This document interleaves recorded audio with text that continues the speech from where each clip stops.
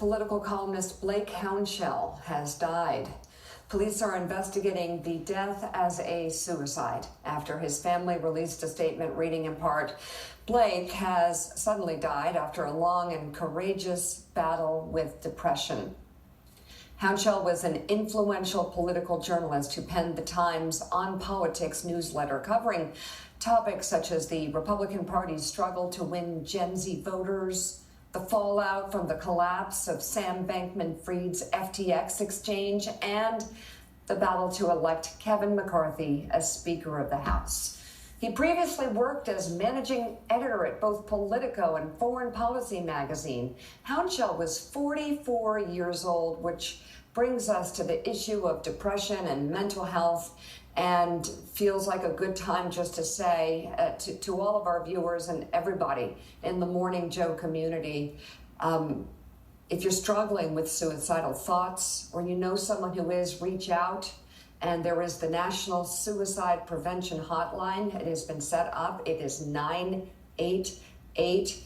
This is becoming an increasing problem across the country, especially with young people getting out of the COVID pandemic and dealing with all sorts of anxiety. Mental health is real. And I had an incredible conversation with Hugh Jackman about it, who has a movie out about a family struggling with mental health of their son. It is something that you sometimes can't see in someone. Well, you know, the mental health crisis was an epidemic before the pandemic. The COVID pandemic came along, and it just got so much worse. And again, we don't understand what other people are struggling with. And here, such a gifted editor, a great journalist.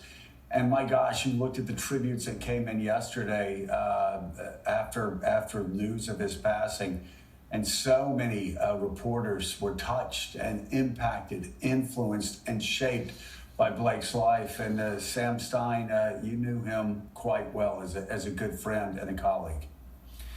Yeah, Blake brought me to Politico. He hired me. He was a friend. He was a mentor, an incredible colleague. He radiated ideas. He was everything that was great about this profession. He loved being a journalist. He loved stirring up trouble. He loved building products. He loved building stories. He was a mensch. He was someone you could go to when you were struggling. Just the absolute epitome of an editor, someone who you knew you could turn to in good times and bad. And what's so difficult to process, I mean, for me and for everyone else whose lives he touched, is that someone this brilliant and creative and thoughtful and caring was so obviously struggling on his own. And, you know, it obviously that's not uncommon with cases of depression.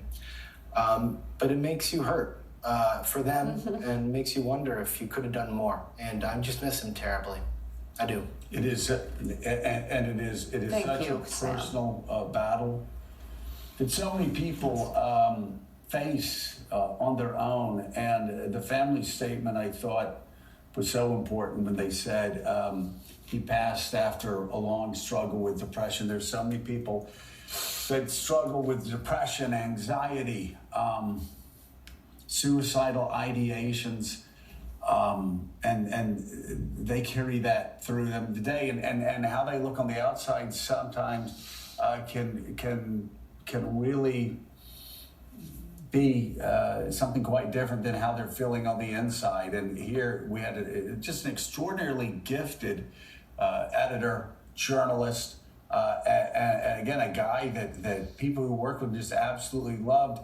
And I'll say something else, Jonathan Lemire, too. He was a real trendsetter in that this guy had been working on political newsletters and shaping political newsletters and shaping these great new products. Everybody has a newsletter now, it seems. But back, you can go back 15 years. And he was perfecting the form back then and just kept moving forward and was just a real trendsetter. Yeah, ahead of his time in many ways, and I knew Blake as well, not as well as Sam, who spoke so wonderfully just now about him. But he was such a smart guy, creative and thoughtful, and kind. A friend.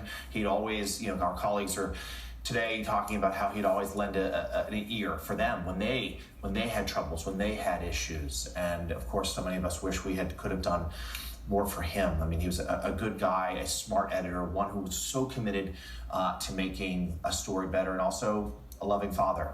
And it's certainly it's such a terrible loss today. And of course, our thoughts are and prayers are with his family. Yeah, guys, I didn't have the good fortune of knowing Blake or working with him, but I've obviously read him and admired his work for a long time, and immediately thought about his 2 children and his wife, and also just hearing it in Sam's voice there. I mean, we work in these families that are our second families. When you're in a newsroom at a newspaper, or your newsroom at a digital outlet, or you're a journalist at NBC News, you work with a group of people, and that becomes your family when you leave the house, and you're close to them, and you share moments with them having nothing to do with work, and you go to lunch and you have a drink with them. And when you lose a member of your family in this way, it's devastating. So I'm thinking about Blake's family, and I'm also thinking about people like Sam and his work family as well. Yeah, he was one of us. Coming up, a pair of Brazilian security